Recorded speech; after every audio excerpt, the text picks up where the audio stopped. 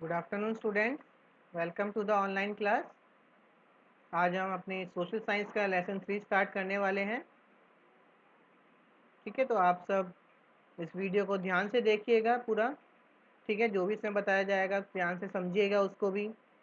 ठीक है, समझ रहे हैं आप बात को? जो भी इसमें कहा जाएगा ध्यान से सुनिए, बुक में मैच करिए, ध्यान से पढ़िए। जो एक बार बुक यहाँ से पढ़ने के बाद आप बुक में भी दोबारा देखिए, उसको समझिए उसको। ठीक है, तो चलिए आज हम ये लेसन स्टार्ट करते हैं, वेरिड क्लाइमेट। ठीक है, इस लेसन में हम पढ़ेंगे कि जो हमारी अर्थ है, आप सभी को पता है हमारी जो अर्थ है उस पर जो क्लाइमेट है, टेम्परेचर है, वो हर जगह सेम नहीं है। कहीं पे ठंड ज़्यादा होती है, कहीं पे गर्मी होती है ज़्यादा। ठीक है, कहीं पे बारिश ज़्यादा होती है, कहीं पे तापमान सही रहता है, ना सर्दी होती है ज़्यादा ना गर्मी होती है। तो उन चीज़ों के बारे में पढ़ेंगे, क्या क्या चीज़ें इन चीज़ों पे निर्भर करती है, किस किस चीज़ों पे ये सब बातें निर्भर करती हैं और क्या क्या कंडीशंस होती है इनकी। ठीक है, चलिए स्टार्ट करते हैं अब हम। The condition of the atmosphere around us at a particular time is called weather. अब देखिए यहाँ पे वेदर की डेफिनेशन दे रखी है। वेदर क्या होता है? कंडीशन ऑफ द एटमोसफियर, वातावरण की जो कंडीशंस है एक पर्टिकुलर समय में एक पर्टिकुलर जगह पे, उसको वेदर कहा जाता है। जैसे कि अगर मैं पूछूँ आज का वेदर कैसा है, तो मैं किस चीज़ की बात कर रहा हूँ कि मेरे आसपास की जो कंडीशंस हैं उसकी बात कर रहा हूँ कि आसपास का मौसम कैसा है, मैं उसकी बात कर रहा हूँ वेदर में। ठीक है, the condition of the atmosphere around us at that particular time is called weather. ठीक है, हमारे आसपास की जो कंडीशंस है वेदर की, हमारे आसपास जो कंडीशन है एटमोसफियर की, वातावरण की जो कंडीशन है, जैसे कि आज जैसा भी मौसम है, ठंडा है, हल्का हल्का गर्म है, ठीक है, वो हमारे आसपास का वेदर बनाता है वो। ठीक है, if a particular weather if a particular type of weather last for a longer period we call it season. और जो हमारे जैसे अभी जो हम अभी की बात करें, अभी हमारे आसपास में क्या है, बारिश होती है, हल्की गर्मी है, हल्की सर्दी है। ठीक है, अगर ये ऐसा ही मौसम एक दिन, 2 दिन, 3 दिन, एक हफ्ता, 15 दिन तक सेम रहता है, तो वो सीजन बन जाता है एक। ठीक है, वो एक ऋतु बन जाती है, एक सीजन बन जाता है, क्योंकि वैसी कंडीशन बहुत दिनों तक सेम रही, तो वो एक कंडीशन बन गई, सीजन बन गई। जैसे कि अभी मैं बात कर रहा हूँ कि बारिश हो रही है थोड़ी बहुत, ठीक है, हल्की हल्की गर्मी है, ह्यूमिडिटी ज़्यादा है। ठीक है, तो ऐसा आज नहीं है, ऐसा पिछले एक हफ्ते से है और अगले एक हफ्ते 10 दिन तक रहने वाला है। ठीक है, तो ये क्या बन गया, एक सीजन बन गया। किस तरह का? रेनी सीजन बन गया, क्योंकि पिछले 7 दिन से और अगले 10-15 दिन तक सेम मौसम रहने वाला है, बारिश रोज होने वाली है, हल्की ज़्यादा। ठीक है, तो एक सीजन बन गया, किस तरह का? Rainy season. The weather condition prevalent in different seasons during the course of a year is called the climate of that place. ठीक है, the weather condition prevalent in different season during the course of, पूरे साल में जिस भी तरह का। ठीक है, अब मैंने पहले बात करी एक दिन की वेदर, फिर मैंने बात करी एक सीजन की, 10-15 दिन या एक महीना। ठीक है, अगर कोई कंडीशंस पूरे साल भर, ठीक है, पूरे साल तक ऐसी ही रहती हैं, या फिर आपको पता है कि हर साल इस समय ऐसा होगा, अगले साल भी इस समय ऐसा होगा, अगले साल भी जुलाई के एंड में बारिश होगी, पिछले साल भी जुलाई के एंड में बारिश हुई थी, उससे बाद भी जुलाई के एंड में बारिश होगी। तो ये क्लाइमेटिक कंडीशन बन गया हमारी दिल्ली का, कि दिल्ली में क्लाइमेट कंडीशन कैसा है कि जुलाई के एंड में बारिश होनी ही है। ठीक है, ये बन गया क्लाइमेट कंडीशन दिल्ली की। समझ रहे हैं आप बात को? आगे बढ़े अब हम। The climate is not the same at all the places. अब जो क्लाइमेट है वो पूरी जगह पे हर जगह सेम नहीं रहता है कभी। It varies from place to place, वो जगह से जगह बदलता रहता है, कहीं ठंड है कहीं गर्मी है। The change in climate affects our way of living. और जो यही जो चेंजेस होते हैं ये हमारे रहने के तरीकों पे भी बहुत फर्क डालता है। ठीक है, किस तरह डालता है अभी हम पढ़ेंगे। It influences things like our clothing, housing, transportation and food भी। ठीक है, जिस जहाँ का जैसा क्लाइमेटिक कंडीशन होती है, ठीक है, तो वो वहाँ के रहने वाले लोगों पे, वहाँ के खाना, वहाँ का रहना, वहाँ के कपड़े, वहाँ की हर चीज़ पे फ़र्क डालता है। आप देखेंगे मुंबई महाराष्ट्र के जो लोग हैं वो कभी स्वेटर्स नहीं खरीदते। क्यों? क्योंकि वहाँ पे कभी इतनी ठंड नहीं पड़ती कि स्वेटर पहनना पड़े। ठीक है, लेकिन वहाँ बारिश ज़्यादा होती है। ठीक है, अब आप देखेंगे कि हिमाचल के लोग, जम्मू कश्मीर के लोग, वे हमेशा वुलन क्लोथ्स पहने रहते हैं क्योंकि उन्हें पता है हर बार यहाँ पे ठंड रहनी है। ठीक है, तो एक जगह के किस तरह का क्लाइमेट है उनके हर चीज़ पे डिपेंड करता है। वो हर चीज़ पे फ़र्क डालेगा, उनके खाने पे फ़र्क डालेगा, उनके रहने पे फ़र्क डालेगा। ठीक है, उनके पहनने पे भी फ़र्क डालेगा। आगे देखते हैं वाई द क्लाइमेट वेरीज। अब क्लाइमेट जो है ये इतना अंतर क्यों होता है कि कहीं पे ठंड है कहीं गर्मी है? पूरी अर्थ पे सेम ही रहे, क्या फ़र्क पड़ेगा फिर? है ना, पूरी अर्थ पे सेम है तो बढ़िया है, सब एक जैसे कपड़े पहनेंगे, एक जैसे रहेंगे सब। ठीक है, इतनी ड्रामेबाजी नहीं होगी 50 तरीके की। अब हम देखेंगे कि क्लाइमेट कंडीशन इतनी अलग अलग होती क्यों है। The basic factors which determine the weather are. अब देखिए वेदर को पता, वेदर पे असर डालने वाले क्या क्या फैक्टर्स होते हैं। सबसे पहले है एटमॉस्फेरिक प्रेशर। ठीक है, कि हवा का दबाव कैसा है वहाँ पर उस एरिया में, उस एरिया की हवा कैसी है, किस तरह से बहती है, वो उस पर डिपेंड करता है। टेम्परेचर ऑफ द एयर, हवा का तापमान क्या है, गर्म हवा चलती है, ठंडी हवा चलती है, या मॉडरेट, ना ज़्यादा ठंडी ना ज़्यादा गर्म हवा चलती है। ह्यूमिडिटी ऑफ द एयर, हवा में कितनी नमी है, कितना पानी है, उस पर भी डिपेंड करता है क्लाइमेट। प्रेसिपिटेशन, प्रेसिपिटेशन होती है बारिश, उस जगह पर कितनी बारिश होती है, कम होती है, ज़्यादा होती है, उस तरह से वहाँ का क्लाइमेट बनेगा। क्लाउडीनेस, वहाँ पे बादल कैसे हैं, ठीक है, किस तरह के बादल बनते हैं वहाँ पर, उस पर भी डिपेंड करता है। विंड, वहाँ पे हवा कैसे चलती है। ठीक है, इन सब चीज़ों पे डिपेंड करता है कि एक जगह का क्लाइमेट कैसा होगा। ठीक है, आगे बढ़ते हैं। The temperature of the air is the most important element that determines the climate of the place. अब देखिए किसी भी जगह का क्लाइमेट, मौसम, ठीक है, किस चीज़ पे डिपेंड करता है सबसे ज़्यादा? हवा के टेम्परेचर पे, कि जो हवा चल रही है उसका टेम्परेचर कैसा है। ठंडी हवाएं हैं, गर्म हवाएं हैं, या मॉडरेट हवाएं हैं। मॉडरेट का मतलब समझ रहे हैं आप? मॉडरेट का मतलब होता है ना ही ज़्यादा ठंडा ना ही ज़्यादा गर्म, वो मॉडरेट होता है। ठीक है, आगे देखते हैं। The sun is the main source of heat for us on earth. आप सभी को पता है पूरे अर्थ पे जो हीट का, गर्मी का जो मेन साधन है, गर्माहट का मेन साधन क्या है? सूरज। सूरज की वजह से ही गर्मी होती है, और तो कोई है नहीं। ये तो है नहीं कि हमारी अर्थ के अंदर से आग निकल रही है, ऐसा तो होता नहीं है, नहीं होता ना। तो हमारी अर्थ पे जो गर्मी है वो किसकी वजह से? सूरज की ही वजह से है। It gives off the same amount of heat all at all time. ये हमेशा हम सबको सेम अमाउंट ऑफ हीट देता है। सूरज की गर्मी हमेशा बराबर रहती है, चाहे कोई सा ही मौसम हो, कोई सा भी दिन हो, संडे मंडे ट्यूसडे, कोई सा ही मंथ हो, सब। Yet all places on earth do not receive the same amount of heat. लेकिन सभी जगहों पर उतनी हीट नहीं पहुंचती। सूरज तो बराबर गर्मी देता है अर्थ को, ठीक है, लेकिन कुछ जगहों पे गर्मी ज़्यादा हो जाती है। अर्थ की बात कर रहा हूँ मैं, अर्थ की कुछ जगहों पे गर्मी ज़्यादा होती है, कुछ जगहों पे गर्मी कम होती है, कुछ पे इतनी ज़्यादा होती है कि वहाँ पे सहन नहीं होती, कुछ पे ऐसा होता है कभी सूरज नहीं दिखाई देता। ठीक है, in a day it is warmer at noon than in the morning and evening. जैसा सभी को पता है कि अगर पूरे डे की हम बात करी जाए, पूरे में सूरज तो एक बराबर रहता है। अब सुबह गर्मी कम होती है, शाम को गर्मी कम होती है, लेकिन दोपहर के समय गर्मी बहुत ज़्यादा होती है। आप सभी को पता है ये बात। Thus, in order to know why the climate varies, we must know about the factors that control the distribution of heat all over the earth. ठीक है, अब देखिए अगर हमें जानना है कि अर्थ पे अलग अलग टेम्परेचर क्यों होता है, अर्थ, सूरज तो सबको बराबर गर्मी देता है, लेकिन अर्थ पे फिर भी टेम्परेचर अलग अलग क्यों हो जाता है? उसका मेन कारण है जो हीट है, गर्मी का सही से डिस्ट्रीब्यूशन ना होना पूरी अर्थ पे। ठीक है, पूरी अर्थ पे सूरज की जो गर्मी है वो सही से नहीं पहुंचती, सबको बराबर नहीं मिलती, एक तरीके से ही कह सकते हैं।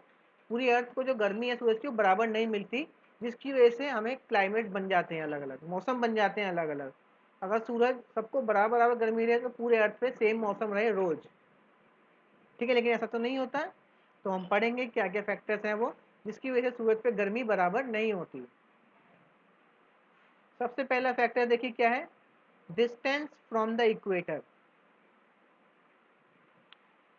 सबसे पहले क्या देखेंगे हम, distance from the equator. Equator आप सभी को पता है, ये हमारी अर्थ है, तो सबसे बीच में से जो लाइन जाती है वो इक्वेटर कहलाती है। इमेजनरी लाइन है, ठीक है, ये इक्वेटर कहलाती है।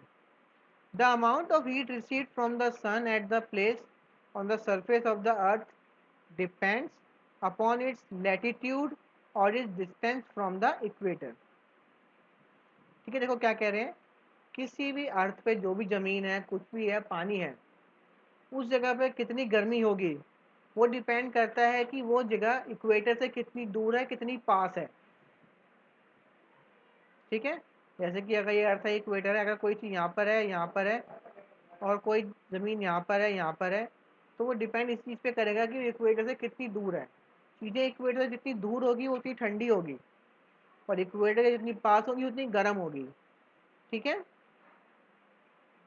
There is a gradual fall in temperature as we move away from the equator towards the pole. Look at the picture.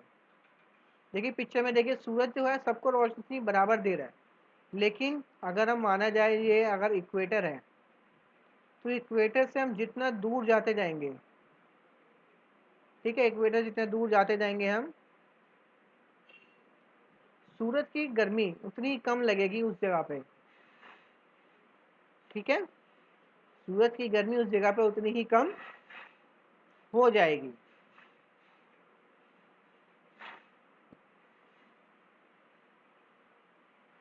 अब आगे पढ़ते हैं, इंक्लिनेशन ऑफ द सन्स रे। इंक्लिनेशन का मतलब क्या होता है, टेढ़ा। ठीक है, टेढ़ा, सूरज की किरणों का टेढ़ा होना। देखते हैं क्या मतलब है इसका, समझते हैं इसको। The sun rays fall all over the earth from the north pole to the south pole. अब जो सूरज की जो रोशनी है वो पूरी अर्थ पे बराबर पड़ती है, चाहे वो अर्थ का नीचे का नॉर्थ, ऊपर का नॉर्थ पोल हो, चाहे नीचे का साउथ पोल हो, या बीच का इक्वेटर हो।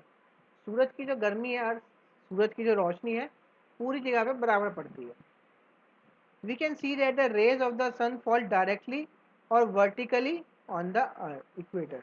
और हम देख सकते हैं जो सामने की चीज़ है तो उस पर सूरज की रोशनी सीधी पड़ती है, लेकिन जब हम ऊपर की बात करें तो वो टेढ़ी हो गई रोशनी। ठीक है, नीचे वाली जगहों पे दस they spread all over the small area. ठीक है, सूरज की जो रोशनी है इक्वेटर वाली जगह में बिल्कुल सीधी पड़ती है, बिल्कुल सीधी पड़ती है, इसलिए वो ज़्यादा फैलती नहीं है, क्योंकि वो सीधी पड़ रही है उस पर। ठीक है, इसलिए वहाँ पे थोड़े से एरिया में ज़्यादा पड़ती है रोशनी, ऐसा लगता है। In the polar area the sun ray reaching the surface are slanting, they cover a large area. This makes the earth near the equator hot and the area near the poles cold.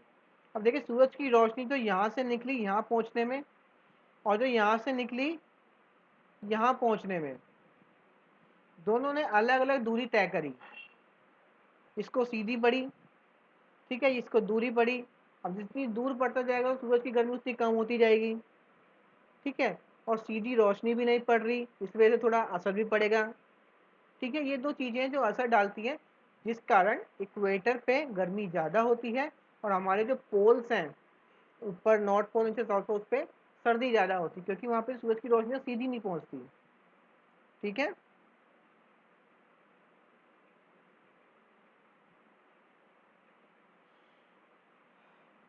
समझ रहे हैं आप, समझ में आया आप सभी को। The people living the equator have a high risk of ultra violet rays. अब देखिए जो लोग इक्वेटर के पास रहते हैं, जैसे कि हो गया वेस्ट इंडीज़ हो गया, अफ्रीका हो गया, ठीक है, ऑस्ट्रेलिया हो गया, ये सब जगहें जो है इक्वेटर के ज़्यादा पास हैं, इसलिए यहाँ पे जो अल्ट्रा वायलेट रेज हैं, जो सूरज में से हानिकारक किरणें निकलती हैं, उनसे नुकसान पहुँचने की उससे नुकसान पहुँचने की चांसेस बहुत ज़्यादा होते हैं। ठीक है, क्योंकि वो सीधी रोशनी पड़ती है। On the basis of difference in the temperature we can divide the earth into 3 climatic zones also called heat zone. अब देखिए, अर्थ का टेम्परेचर के हिसाब से हम पूरी अर्थ को 3 पार्ट में डिवाइड कर देते हैं।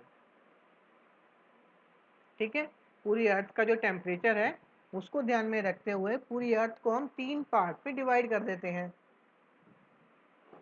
कौन कौन से हैं? सबसे पहले देखो है टॉरिड जोन।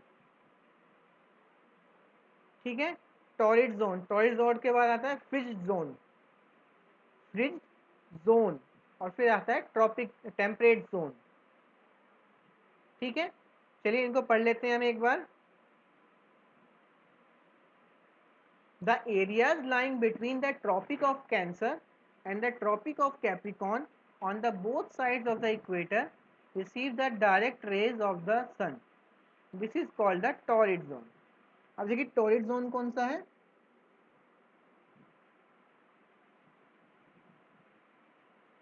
देखिए ये इक्वेटर था, ठीक है, और ये है Tropic of Capricorn, sorry Tropic of Cancer, और ये है ट्रॉपिक ऑफ कैप्रिकॉन। ठीक है, तो ये जगह है, इतनी जगह है जो अर्थ की, ये है टॉरिड जोन। यहाँ पे जो अर्थ की जो सॉरी सन की जो रेज है, हीट है, ठीक है, वो सीधी पड़ती है यहाँ पे। यहाँ पे इतने एरिया में सूरज की रोशनी सीधी पड़ती है बिल्कुल। ठीक है, इसीलिए ये जो जगहें हैं यहाँ पे जो भी कंट्रीज होंगी वहाँ पे गर्मी ज़्यादा पड़ेगी। ठीक है, यहाँ पे जो भी जमीन जगहें हैं वहाँ पे गर्मी ज़्यादा पड़ेगी क्योंकि यहाँ अर्थ सूरज की सीधी रोशनी पड़ती है। ठीक है, this area remains hot almost throughout the year.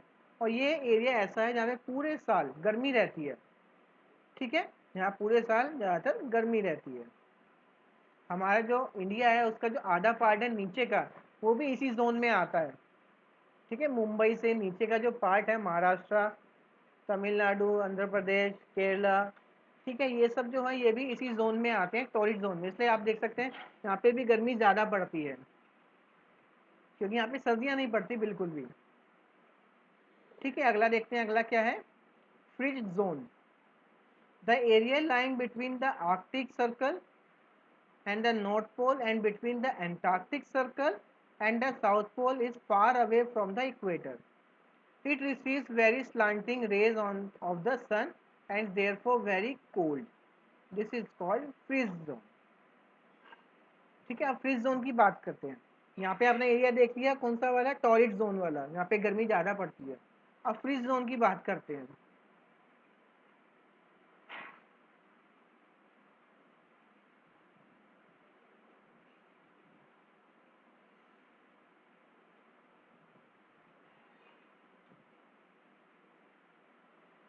ठीक है, अभी हमने क्या पढ़ा कि फ्रीज जोन कौन सा एरिया होता है?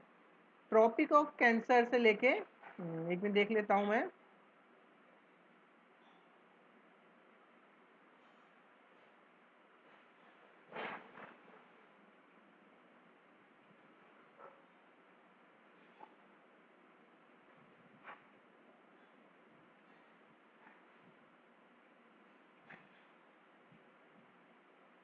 ठीक है, देखिए अब फ्रीज जोन देखिए कौन सा एरिया है? देखिए ये वाला।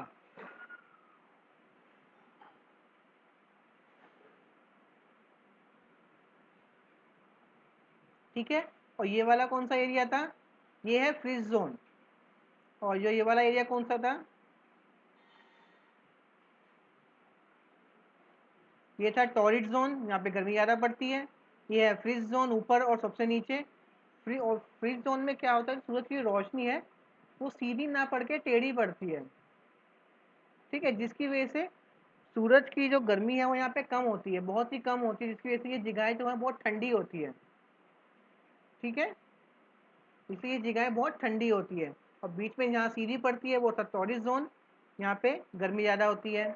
This is called frigid zone, thus the area remains very cold almost throughout the year. इसलिए ये जगहें पूरे साल ठंडी रहती है। ठीक है, अब देखिए इनके बीच की ज़मीन बच गई, एक तो ये वाली और ये वाली। अब ये क्या कहलाती है देखते हैं। ठीक है, देखिए अब ये जो रह गया एरिया ये वाला, यहाँ पे भी कंट्रीज हैं,